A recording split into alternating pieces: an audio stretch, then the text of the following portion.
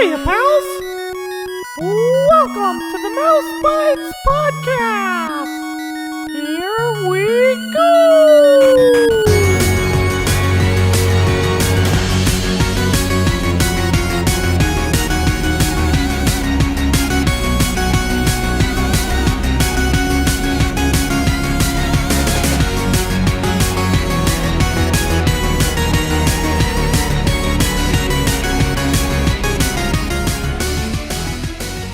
Hello and welcome to Mouse Bytes, the show all about Disney video games, past and present.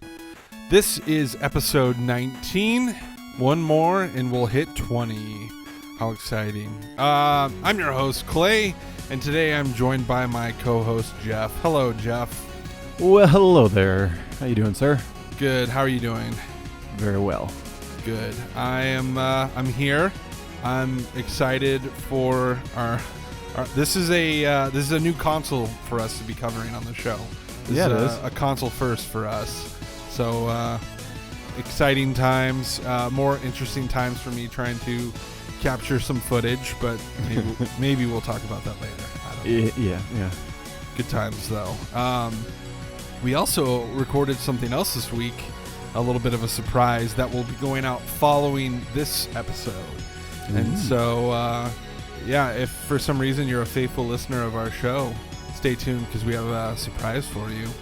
A little something. So stay tuned, and we'll promote it on the show next episode. But for this one, I won't say any more than that. How about that? You're so mysterious. Ooh, I'm such a tease. On that note, we should get into this week's episode. This week we are taking a look at Disney Magical World for the 3DS.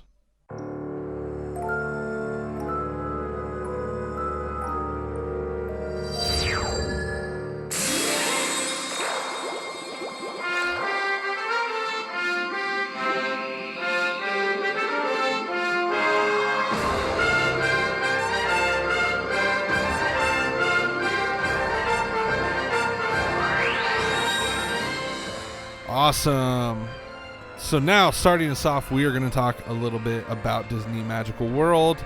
And we're going to start off with, if you're just listening and you have no idea what this game is, you're probably wondering, what the heck is this game? Jeph, would you care to tell the listeners what the heck is this game?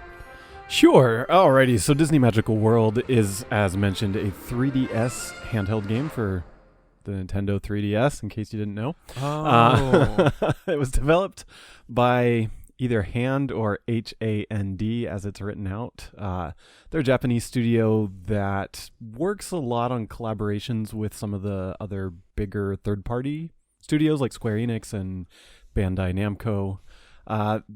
They're known, I guess, for Kingdom Hearts 358 over 2 divided by 2. I don't know how to say half the Kingdom Hearts games names. Really no idea. But yeah, they made that one a couple years before this one. But it was released in April of 2014 in Japan. Then came to the States, I think October-ish that year. So almost 6 months later. My math's not so good. And then in Europe, like almost a year later. So it had a pretty spread release, which is relatively uncommon for more modern games, but Japan got it first, and then the US, and then Europe, kind of like they used to do back in the early days. It's kind of more like some of the other ones we did. It was published by Bandai Namco, I believe, in Japan, but then published by Nintendo worldwide, which is an interesting note. It was, I guess, after the dissolving of Disney Interactive, which kind of changed how Disney games are published, which is not something we've really talked about on this show, but Disney Interactive was discontinued after Disney Infinity 3, and now Disney just licenses out their games. So fun fact for everybody. That's pretty much the gist of it. I don't really have any other figures about it. Do you have any additional tidbits? But Jeph, what the heck is this game? Like, what are we doing in this game? I always skip that part. I always just go right for the facts. This is a life sim style game in the vein very much of Animal Crossing. I'd say is the closest comparison, if not straight ripoff. It does have a bit more breadth than that game in that there's a little bit more gameplay and a little bit more I don't know how to say it, like leveling up. There's kind of like a progression system Right. that Animal Crossing does technically have in a very limited manner, but this kind of it's much more game-like where you collect stickers which we'll get into. But yeah, so that's the type of game it is. You play as either a Mii, like a pre-made Mii, or I guess you can make a character if you don't have a Mii. And I'm not really sure. I just use my Mii, but Yeah. I did not make a Mii or use a Mii. I just did one of their pre-made little anime characters that you can put together. Because what grown-up 29-year-old fat guy like me doesn't want to see what they would look like in a very tall, slim, anime, clean-shaven version of themselves? I mean, like, it's every dude's dream, just to, like, I want big, bright, shiny eyes and a nice, clean, squeaky, shiny face. And I don't know, it's just really weird. Some of these games, I'm like, I feel weird being this little, like, humanoid weird person. Like, yeah. Interacting with the Disney characters. It's right. It's like, I feel like I'm not being true to myself. Like, I don't look like that, but I'm not in denial that that's not what I look like, but I can't really make what I look like. So I'm stuck with these weird. That's why when we did the one on the Xbox, I just made the creepiest, like, redheaded redneck child I could make, just to not feel super awkward about the whole thing. Right. Yeah. What are you gonna do? What can you do? So yeah. Cool. Well, thank you, Jeph. Yeah. As far as history with this game goes, for me, I don't have any history with this game. This was something that came and went and was completely off my radar, and just never had any interest in it, mostly because I probably never heard of it. Honestly, even if I had heard of this, I probably wouldn't have picked it up, just because it's a little too glitzy, glammy, let's dress up and stuff for me. No offense to you, Jeph. And yeah, so I just never got my hands on a copy. But then when Jeph suggested it, I was like, yeah, heck yeah, let's do it. I'm totally down. And so I went on eBay and bought like a loose copy that was, it didn't even come with a box, which I probably should have got one with a box, but I was trying to keep it cheap. And so I bought a loose copy and was able to play it in preparation. And then I basically had to set a camera in front of my 3DS in a dark room and like film my camera in order to get some footage for the YouTube version of this. So it turned out okay. It actually was better than I thought it was going to be. For those of you who don't know, capturing a DS and 3DS footage requires you purchasing basically a modified 3DS, so it's kind of expensive. So I did it this way, but so I got to play a little additional, capturing that as well. So, but I'll talk more about my experiences with that later. Jeph, what is your history with this game?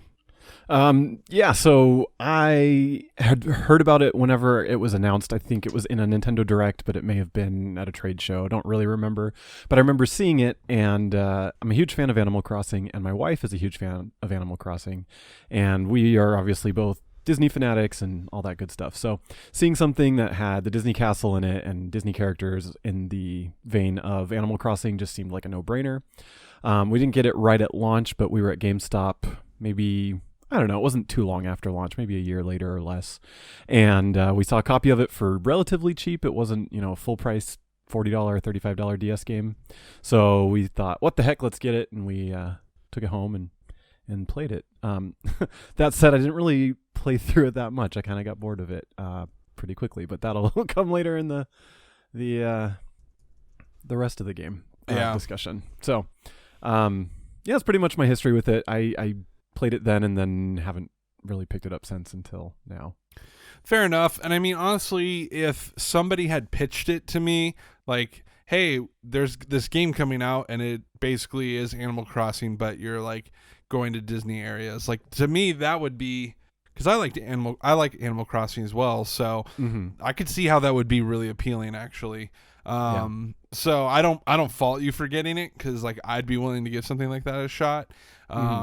But yeah, so I'm not going to say whether or not they actually achieved that. We can talk through that, but thinking about it from that angle, I see why you bought it. Like I probably would have done the same thing if somebody had approached me and explained it as such. I guess the only other thing worth mentioning before we move on, there is a sequel to this. I don't think you mentioned that, did you? I did not. Okay. There was a sequel that came out, I don't know what year. Like 2016. Yeah, not that long ago. Disney Magical World 2. The box art on that one looks pretty gnarly. They're wearing like Mickey and Minnie are wearing these like weird costumes and stuff. But yeah, I don't know a lot about that one either. I don't know anything about that one. I never got that one. Every time I kept searching for the first one here, everything wanted me to read about the second one. I'm like, no, driving me crazy. Yeah. So I don't know if that's just how the internet works. If something's newer, like it just automatically pulls to the more recent thing or what. But if for some reason you're trying to think back, don't accidentally confuse this with the second one. I guess I don't know why somebody would, but yeah. So I think that's about it as far as information goes and history of the game. So let's play some music, and then when we come back, we're gonna talk through gameplay discussion.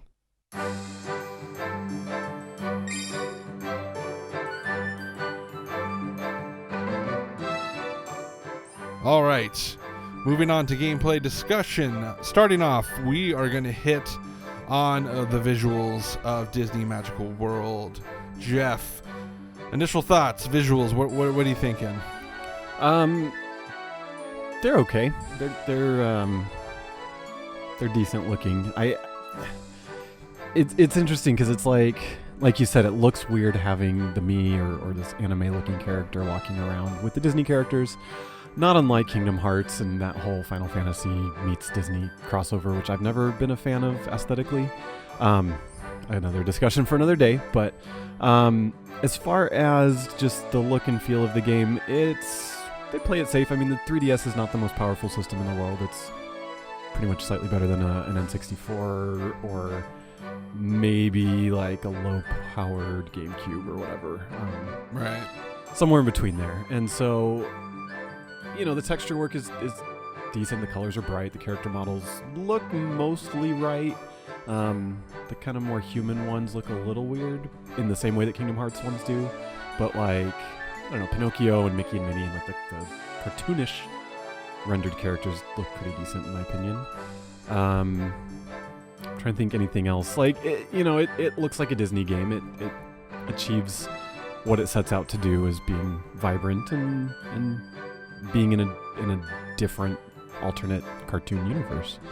What are your thoughts on the graphics? Well, it's funny you mentioned Kingdom Hearts because now I don't know if this is true or not, but in the trivia section of the Disney Wikipedia, it does say that several of the character models in the game appear to be recycled assets from Kingdom Hearts. And looking at all of them here, I actually could believe it. I think a lot of them look like they're pulled straight from it. So, well, that makes a lot of sense then. Which I don't have any issues with. I think they look pretty good. I agree. The human ones leave a little to be desired. Prince Charming looks. I was just thinking that one. A bit strange. Cinderella too. Like just her proportions wrong with her head or something. Yeah. But that being said, not bad on the character models. The characters all kind of have a me type aesthetic to them, even like the NPC ones, and so there's only so much you can really get from them. And maybe that works to their benefit. There's not a whole lot of face animations and stuff. One thing I did think was kind of impressive was the opening cinematic thing that happens is pretty cool. I thought they did a good job with that. Like Yen Sid is in it at the beginning, which is interesting. So they kind of threw some different things in there. I don't know. The overworld that you're walking around in is a bit limited. There's only so many areas you can go to, and only so much you can see on screen at a time. So there was a lot of points where, because of the visuals, I was just like struggling to figure out where I could and couldn't go. Luckily, the second screen on the bottom does provide you with a map that kind of allows you to navigate, I guess, a little bit easier. So, that being said, it's pretty colorful overworld, and just the whole art style. There is a lot of like colorful pop to it, and so I did appreciate that. It's not like single colors or drab or anything like that. So, not bad visually. Some of the textures are pretty cool. They did a good job, putting Mickey logos basically everywhere. Yeah. So, other than that, visually, I guess it's pretty good. So, yeah. Moving forward, we have the audio. Jeph, any thoughts? Music, voice acting, sound effects, any of that stuff? Yeah. So the music is decent. It seems to be mostly original. I don't recall hearing any familiar tunes. There might be some samples from some that I just wasn't paying attention. But in general, you've got kind of some different overworld themes and different musical bits for different parts. Some of them kind of remind me of like Phantasmic and Disney Parks type music, that it's original but kind of that jazzy poppy Disney sound, and some of them just kind of sound like that bland kind of redundant Kingdom Hearts music that from like Kingdom Hearts 1. It just reminded me of that, where it's kind of just it repeats and it's like forgettable and just kind of this floaty background tune. The sound effects and all that pretty run of the mill for this type of game. Each thing makes little bleeps and bloops as you interact with menus and text and different items and stuff like that. And then you sound so bored right now. Sorry. I think that's the thing with the sound effects. Like for so many of these games, it's like it's the same old crap. The voice samples that do exist are good. Most of them or all of them are done by the official Disney character actors, which helps. There's not like a ton of voice acting, just kind of key scenes and key quests and stuff like that. Right. I honestly agree with you that the audio did feel a little repetitive, but outside of that, I actually thought it was pretty decent. It didn't bother me. It wasn't that it was like super amazing. I'm like, whoa, the score. Right, exactly. But I thought it fit the source material well. And granted, it wasn't like super Disney-esque. So like on the Disney scale, I would say it's pretty low. But as far as a Animal Crossing clone, I would say they hit it on the nose pretty well. Yeah. There's some of that like accordion type little sound that sounds just like Animal Crossing. I noticed that. Yeah. So I would say if you're curious like where it fits on the scale, it's probably more on the Life Sim Animal Crossing side than the Disney side per se. So I agree. I think the voice acting was nice to have it. It felt weird than when you didn't get it, but I guess I'd rather have that than them picking some terrible person to voice Scrooge McDuck and do a bad job with it. So I could see why, it's easy enough for them to get Mickey's voice, but maybe not, Scrooge or Stitch or something. So, right. So it's understandable, and there's a lot of other NPCs you talk to that aren't Disney characters, so it just makes sense that only some of them have it, and I guess that's fine. So, anything on the sound effects from you? Oh, I've got a whole paragraph written here on sound effects. No, I don't have any. Like I said, they work, they are what they're supposed to be, and that's about it. I mean, I think you covered it all. You didn't leave anything for me to say with sound effects, so yeah. If you wouldn't hog all the good points on sound effects. No, I'm just kidding. All right, next up is the gameplay and difficulty. So we're really going to talk through essentially what this is all about. So I'm going to read this paragraph real quick, and then Jeph, I'm going to throw it to you to kind of maybe explain it a little bit more in depth. Disney Magical World features dozens of Disney characters and a variety of Disney-themed worlds. Players can customize their characters with hundreds of Disney-themed outfits and accessories, all while managing a cafe, planting crops, and collecting Disney character cards. Players help different characters solve problems or find missing items. Items for food, furniture, clothes, and wands can be obtained through gathering, quests, fishing, farming, and finishing favors. Yeah. So, there's the central loop around managing the cafe, which just I don't know. It just seems random. You know what I mean? Like like this is Disney Magical World, but you're gonna do a restaurant sim in the middle of that. Like, yeah, I don't know felt if it's weird. just like they should have done make my Disney house or something. I don't know. Like, well, because then they formatted it in a way it was like, whoever opens this chest will be granted the gift of managing a cafe. And it's just like, what? Like, I don't want that job. Like, that's I don't want reward. That. That's a job. That is like bossing around a bunch of people in a cafe. I don't know. That's about to the point I got to in the game, and then I unfortunately did not get very far. So. Yeah, that's about all the further I ever got. It kind of reminds me of like Tom Sawyer when he like convinces all the neighborhood kids that painting his fence is the funnest, most coolest thing they could do. Yeah, totally. I mean, it's just this cheap trick to make you think that you're doing something awesome when it's kind of just this mundane thing. But you can customize it a little bit and make new menu items and stuff, and that's like, okay, well, that's cool, but that really is not very Disney. Like, I could buy a restaurant simulator that's probably better, right? Maybe, I don't know, maybe not. Doing quests and errands and stuff for characters is not super different from Animal Crossing that I remember, but there's just kind of fetch quests and tasks and little things that kind of progress, and you earn these stickers that then open up the main world into portals to ultimately, I guess, 4 other worlds, 5 if you buy DLC. Yeah. And those worlds I never got to personally, so I only kind of know them from descriptions. But it appears that you go off and help other characters in different Disney lands, which I guess was just their way to kind of include different areas without it all just being like, oh, the 100-acre wood borders Alice's crazy Wonderland wood, So my issue with this sticker thing, and so basically different areas and options and things are locked behind these numbered things that you have to have so many stickers to unlock. And so it kind of has a Mario 64 feel. It's like, all right, if I get 60, I can go into this door. But the problem with that is it's so linear.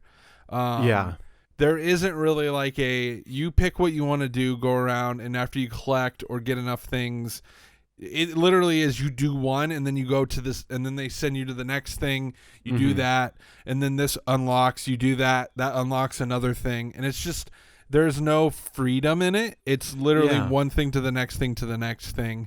And so, I don't know. It wasn't very exciting because as soon as something finished, it was like, all right, well, I guess I moved to the next thing. And I don't know. I just didn't like the way that it literally pushed you from one thing to the next thing. Because that's the whole thing with Animal Crossing is exactly you can do whatever you want, more or less. There's different things going on. Yeah, you can choose what you want to focus on and play the long game with it, And maybe that's something they fixed in the sequel, but I don't know. It didn't really feel like I was collecting stickers. It more felt like I was just moving chapter through chapter of a storyline. Yeah, it kind of doesn't fit into the genre that they went for, like the life sim genre. It's like they tried to make it into a game where it should have just been an action adventure game at that point, like the restaurant management and all that other stuff could have just not been a thing, and they could have just like made it about adventuring through these different worlds and kind of reworking some of the quests to be less Animal Crossing-esque and more, I don't know, some combat or something else. Because, again, I haven't been into any of the other levels, but apparently there's some mild combat defending the areas from ghosts or something. But, okay. It's like, I don't know. There was none of that in the overworld, so. Yeah, and I don't know. Like, at the beginning of the game, you talk to Donald at one point, and he mentions that he loves to fish, and he's the fishing guy. So if you want to learn to fish, come back and see him. And it's like, all right, I want to do that right now. That sounds awesome. But no, you have to wait until like your 9th or 10th sticker to get in the storyline to where you could actually go talk to Donald. And it's just locked behind a progression wall. Yeah. Right. And so maybe further into the game, things seem to open up. Maybe. I don't know. Possibly. Yeah. Neither of us got that far. But I think really what we're saying here is on the front end, it's a little rough. And if it is like supposed to be a tutorial type thing, then I feel like the tutorial lasts way too long. Yeah, they overdid it. Yeah, they could have probably backed it off a little bit. Because at one point they're like, oh, go here. You can buy outfits here. It's like, okay, now I know I can buy outfits here. Oh, this is how you create your own outfits. Okay. And then, I don't know. So I think in a way they were trying to hold your hand to kind of teach you things, but was definitely lacking some freedom. Other than that, one of the other things that is big, and I just kind of mentioned it, is there's a lot of to do with outfits in this game, similar to Animal Crossing, and so there's different outfits you can create and build, and so you have to go around the world collecting plants. There's like cotton and some other materials, really, right? And which is interestingly more like the mobile version of Animal Crossing that just came out, but not not quite as in depth as that. Right. And so that type of gameplay just does not appeal to me. And so it's pretty heavy into that, at least in the beginning. And so there were a couple times where I was getting like really sleepy, and like I think I was just super bored with it. And so it may be geared towards younger kids and or even maybe girls. Not that only girls like fashion or whatever. Like, that's not what I'm saying. But I don't know. It like Minnie takes you to a store at the very beginning and lets you pick out an outfit, and I like didn't want any of them. I'm like, those look ridiculous. I don't want to wear those. And so like a real D-bag, as soon as I got a chance, I like sold them back to Scrooge and was like, I'll take the money, thanks. Which is pretty cool. Yeah, so I guess story-wise, I don't know, Jeff, maybe you can help me kind of piece through this. But basically, your character shows up to Castleton, which is this little town outside of a Disney castle. And you're trying to, I don't know, get familiar, meet people. Do you live there? Like, I think you get a house eventually, maybe. I don't know. Storyline super vague. You're just hanging out with these people. I don't know if you ever like sleep or if you're just like alive all the time. It doesn't really feel like because at least in like Animal Crossing, it's like you've moved to a new town and now you're getting established. Get your own house. Do this. And I don't know. You just don't really get a lot of backstory in this one, at least from what I remember. So storyline's a little vague. In the official manual, which I just looked up on Nintendo.com. Thank you. They've got Disney Magical World gives you the chance to live in the world of Disney, interact with characters from Disney films, make and wear clothes to show off your sense of style, and become the owner of a cafe and work to satisfy your customers and more. So, like, that's the premise of the game, and that just sounds ridiculous. So dumb. It just, like, that doesn't sound fun. And then it goes on to say that it uses the internal calendar and that it kind of keeps track of that. I did see a thing online about how they do the holidays very similar to how Animal Crossing does, where the game world will change based on the time of year. And then it says, going further, the game takes place in Castleton with its soaring namesake castle at the town center and a number of worlds inspired by Disney films. You will venture back and forth between Castleton and these worlds as you advance in the game. And then in Castleton, it says the game's main character, in parentheses, that's you, lives here with Mickey and friends. This area will act as your central base where you can shop, make clothes and furniture, and open a cafe. And then it kind of just goes on about different things you can do with creating your cafe and clothes and all that stuff. So I guess the cafe is like your house, basically, and you decorate it. Your life. And maybe you live like in the kitchen part of the cafe in the back next to the deep fryer. Yeah, this is like a really depressing like immigrant story. Right? Someone moves here for the Castleton dream. Yeah, it's like I'm coming for the Castleton dream and now I'm a slave at my own store because I can't afford not to be working 24/7. Yeah. Yeah. There's not much more than that really describing it. Just kind of goes into like what you can do. You can create recipes and find stickers, and then you can set greetings, make albums, like all these weird things. There's a lot of collectible type stuff just in playing, but none of it really seems like rewarding or appealing to me. Yeah. So the levels themselves that you can play in are the opening world, which is Castleton.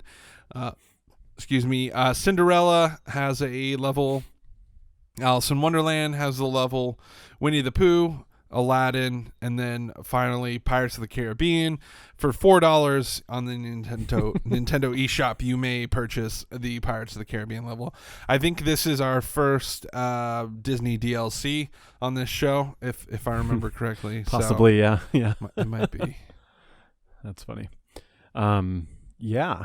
There's when you go to each of those worlds, there's different quests you do, independent to or exclusive to those worlds. Like in Cinderella's world, there's a little rhythm action game where you dance at the ball because Cinderella loves throwing balls. So definitely, yeah.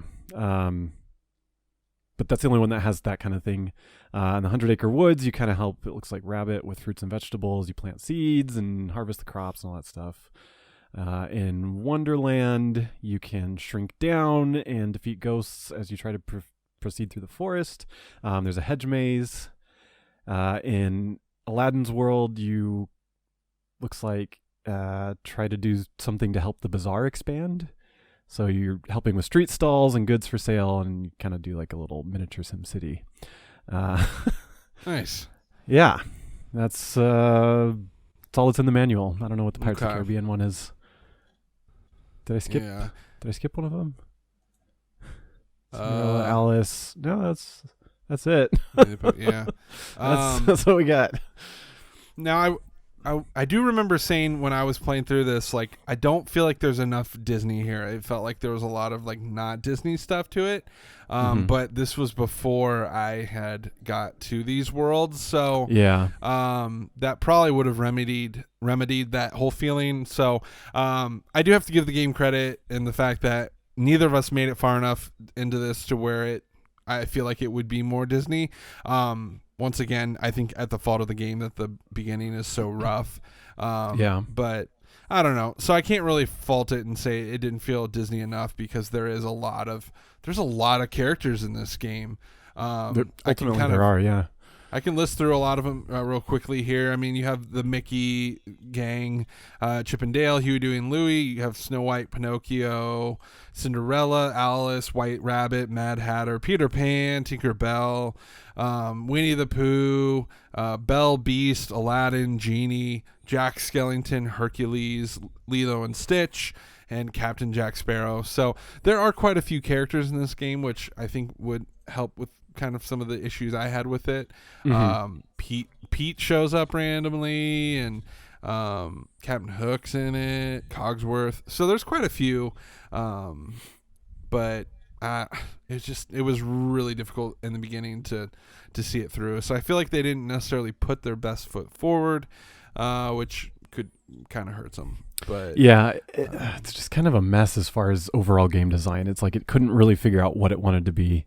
And so it's got, the sim elements, and it's got the exploration elements and the Disney characters.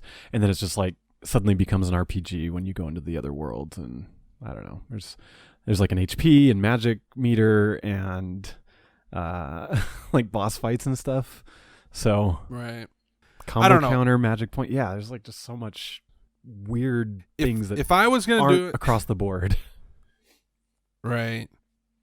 If I was going to do it my way and somebody came to me and said, "Hey, I know you don't know anything about video game design, but could you create me a game that is a mixture of Disney and Animal Crossing?"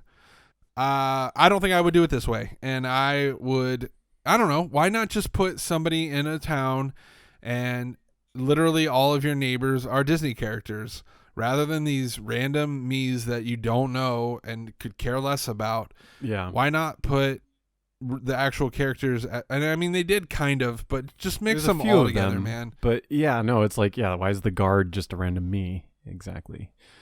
Like, I think you could create a thing where at the end of quote unquote the day, all Disney characters come home and they all live in Castleton, and all Disney characters, and then you could mix your characters there rather than having to go to different worlds and collect things and work at a cafe. I don't know. I just feel like you could create a whole town where all Disney characters live. Yeah, I don't know. It probably wouldn't work with every canon of ever created. I don't know.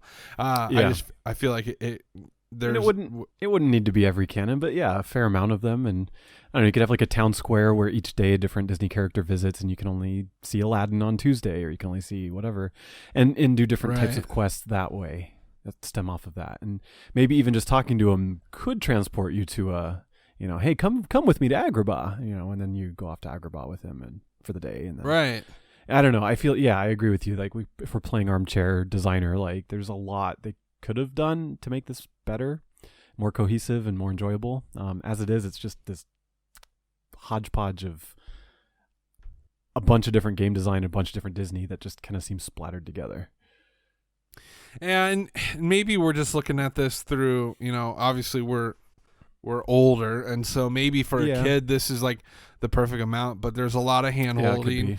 That could be. And so that was kind of a turn off. The fashion stuff drove me nuts.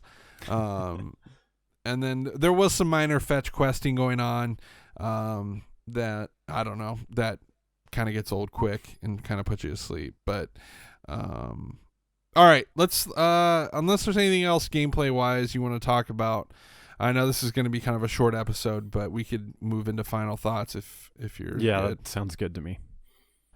All right, Jeph, final thoughts on Disney Magical World. All right, so I mean, I've pretty much stated my feelings on the game. It tries to do a lot of different things, and it doesn't really do any of them particularly well, in my opinion. And it makes some weird design choices to like Tom Sawyer you into doing stuff that's like maybe not as fun as you would think. But ultimately, it's got the Disney characters here and there. I'm sure if I played a little bit more and got more into the expanded areas, I might have a different opinion about it. But as it kind of stood and giving it a few hours and giving it a try, didn't really sell me, didn't really love it. So I'd be interested to visit the second one maybe down the road and see if maybe they corrected some of those short-sighted design choices. But for the time being, this one, I don't know that I would recommend it per se. Like if you like Animal Crossing, definitely play New Leaf. If you like Disney and this kind of thing, I feel like Disneyland Adventures or other games are a lot better. Yeah. So. No, what about you? Yeah. Like I said, we didn't get too far in this, and I blame the game. I think that it doesn't pull you in, and it does a lot of hand holding, as I've mentioned. Just looking at a trailer right now for the second one, I can already tell it looks so much better. Okay. And so if I were to recommend one, I would not recommend the first one. I would just skip and go to the second one. I don't think you're going to miss out on a lot, and if anything, I would hope that they've like improved a lot of things. And so I don't know. I don't think they nailed the Animal Crossing thing. Nope. And I know that they never went on record saying like we're totally just doing an Animal Crossing thing. So I'm not faulting them for that, but I don't know. I would be even like careful about trying to say like, oh, it's basically Animal Crossing. I know we said that, but like it's the closest thing to compare it to, but it really is barely on that level. It was clearly influenced by it, but it definitely is no clone. Right. There's not a lot of depth in this and not a lot of freedom, so could be great for younger kids, maybe not so much for people our age. There's not a lot of freedom, and it's pretty, I don't know, it just felt kind of bare bones. And not enough Disney, in my opinion. I could have used a lot more, and maybe they were purposely trying to kind of stay away from it being super Disney heavy and more keeping it about you and your character and like kind of doing your own thing. But I don't know. At the end of the day, I was kind of bored with it and struggled to keep me playing it, unfortunately. So I think that's about it. Like I said, this is a short one, so apologies if you feel like ripped off or something. I know we we didn't go super long, but there's just, I don't know, only so much you can talk about, and a little bummer. But well, anyways, guys, thanks so much for joining us this week. Please follow us on Twitter at mouse_bytes. You can also go to thenintendovillage.com, where you can find links to all our episodes, as well as other great shows, reviews, and other content. The Nintendo Village guys are awesome and good friends of mine, and they are good dudes. So definitely check them out. Our episodes are also on our Nintendo Village YouTube page, so if you'd like to see gameplay that I painstakingly captured for this episode, you can check that out there as well.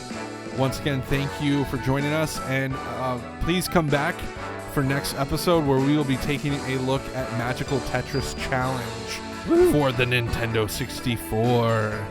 It should be a good time. I got that in the mail just the other day on eBay, so I need to go play some Tetris and look forward to that. So with that being said, guys, have a great day. Look forward to what's coming next here on this channel, and we will talk to you later. And may your world be much more magical than this magical world. Bye.